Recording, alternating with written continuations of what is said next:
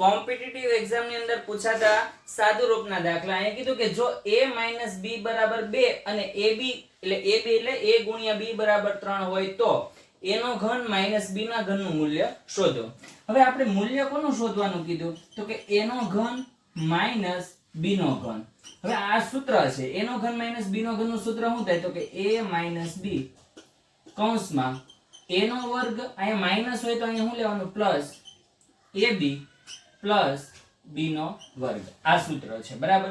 હવે આપણી પાસે જો a માઈનસ b છે એને બરાબર કેટલા મૂકવાના તો કે 2 બરાબર a નો વર્ગ પ્લસ b નો વર્ગ પ્લસ ab બરાબર પણ 3 છે.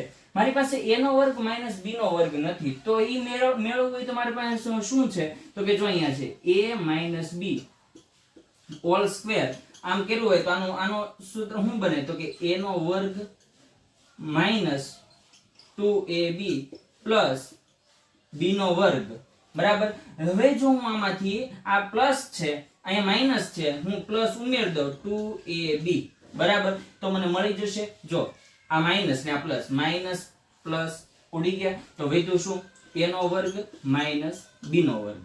એટલે અહીંયા આપણે શું કરવું પડે તો આની અંદર મારે ઉમેરવું પડે. કેવી રીતે તો કે જો a minus b whole square plus 2ab બરાબર. હવે જો ab તો છે કેટલા છે a માઈનસ b બરાબર 2 એટલે 2 નો શું થઈ જશે વર્ગ પ્લસ 2 ab બરાબર કેટલા છે તો કે 3 બરાબર શું થશે તો કે a નો વર્ગ પ્લસ b નો વર્ગ બરાબર. 2 નો વર્ગ કેટલો થાય 4 2 તેરીને 6 બરાબર શું થાય a નો વર્ગ પ્લસ b નો વર્ગ.